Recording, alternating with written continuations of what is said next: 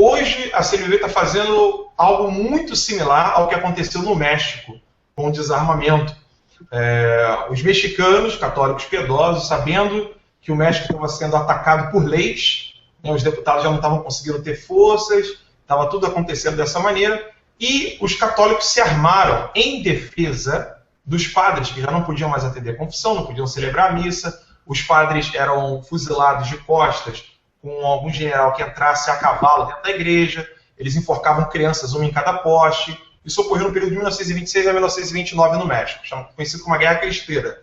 E os leigos, com alguns padres, estavam vencendo o próprio exército mexicano comunista que estava atacando a Igreja Católica. Quando o exército se viu acuado, porque eles estavam perdendo, sobretudo naquela região do estado de Jalisco, no México, eles fizeram um acordo com os bispos, dizendo que eles estavam ganhando. Óbvio, a comunicação naquela época não se compara com a de hoje. E, sabendo disso, eles ameaçaram os bispos, dizendo que eles iam matar todos, sendo que eles não tinham mais como matar todos, eles estavam perdendo a guerra. Então os bispos cederam, por um espírito de paz, cederam isso e convenceram, usando o contato que eles tinham com o Papa na época, que foi muito mal assessorado, convenceram que o Papa mandasse uma carta aos fiéis pedindo o desarmamento, para que eles entregassem as armas. O que aconteceu? As igrejas viraram estábulos, como a igreja de Zapopan, no México, Nossa Senhora de Zapopan. As crianças foram enforcadas mais ainda, os padres foram fuzilados, e a Guerra Cristera hoje quase ninguém conhece, se não fosse aquele filme que foi publicado, foi feito nos Estados Unidos. Ninguém conhecia, ninguém ouviria falar da Guerra Cristera. E tudo isso começou, ou seja, o exército só pôde continuar fingindo fazendo esse peso, fingindo essa democracia no México, porque no México tem uns 3, 4 partidos chamados Partido Revolucionário alguma coisa, Partido Revolucionário aquela coisa. E foi graças ao desarmamento que eles venceram. E olha que o governo mexicano tinha um apoio, por exemplo, da Ku Klux Klan, para poder matar os católicos no México. E os católicos estavam vencendo a batalha, só perderam por causa do desarmamento. E aí eu gostaria de ouvir um pouquinho o nosso grande amigo Beré Barbosa, que está com um trabalho de anos aí em defesa do armamento do cidadão, defesa do cidadão de bem. Boa noite, Beré. Boa noite, vamos lá. Né? Bom, primeiro que assim, né, ninguém no mundo usou tão bem o desarmamento para dominar a população quanto, né, os comunistas. Isso é fato notório. Né?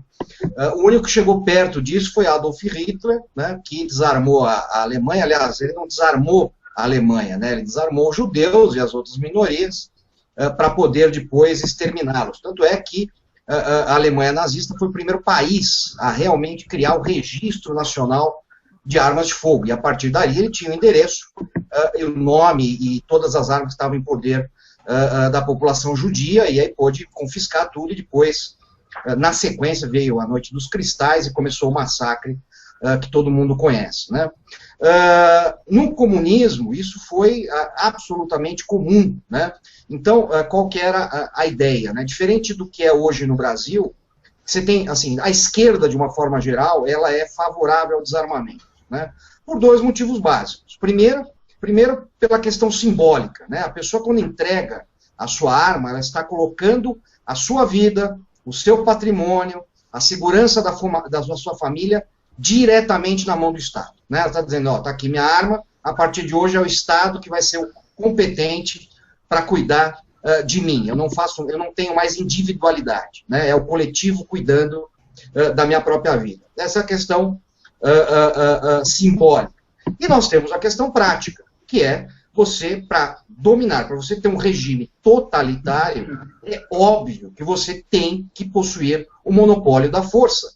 Senão isso se torna inviável. E aí todas as vertentes da esquerda adotam esse posicionamento desarmamentista, com exceção daquela mais revolucionária, que é aquela que, num primeiro momento, ela é favorável que a população tenha armas de fogo, para utilizar essa população para chegar no poder e, depois disso, desarmar essa população novamente. E nós temos 2 exemplos muito clássicos disso. Primeiro, a própria União Soviética, que em 1917 com a ajuda, né, dos camponeses, dos operários, que possuíam armas de fogo, porque era permitido que os mesmos as possuíssem, conseguiram fazer a Revolução Comunista. Em 1920, a União Soviética já começa a fazer a primeira campanha voluntária de desarmamento, né?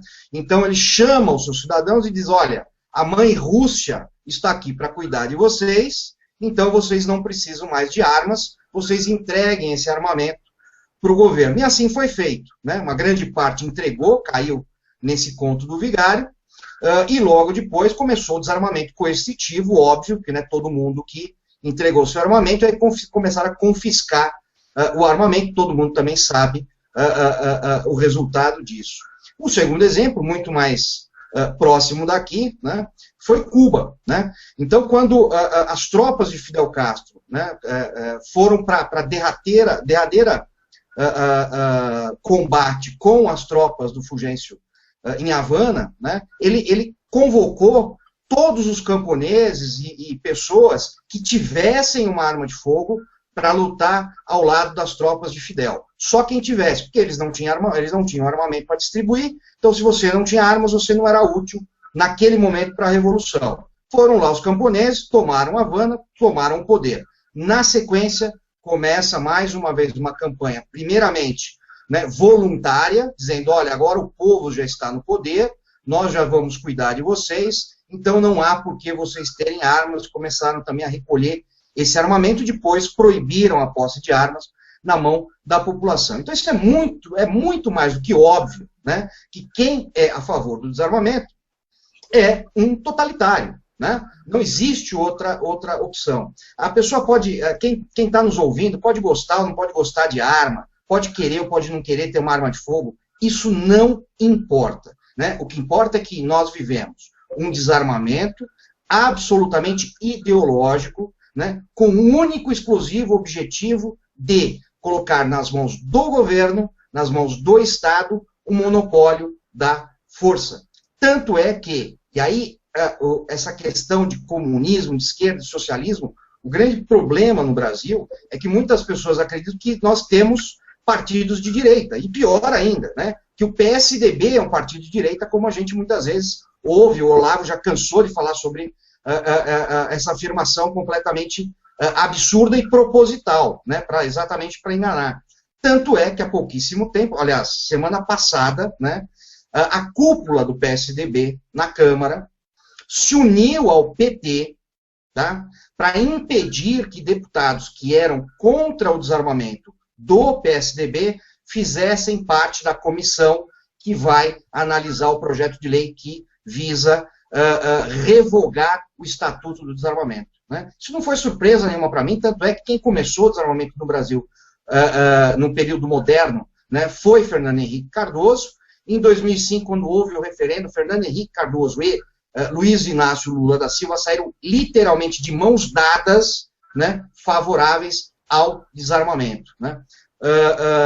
E a gente, bom, esse é um assunto extremamente longo, que seria necessário aí praticamente um hangout inteiro sobre ele, mas é muito importante que as pessoas entendam que o desarmamento visa única e exclusivamente garantir ao governo o monopólio da força e subjugar a população. Disso eu não tenho a menor dúvida. Eu coloquei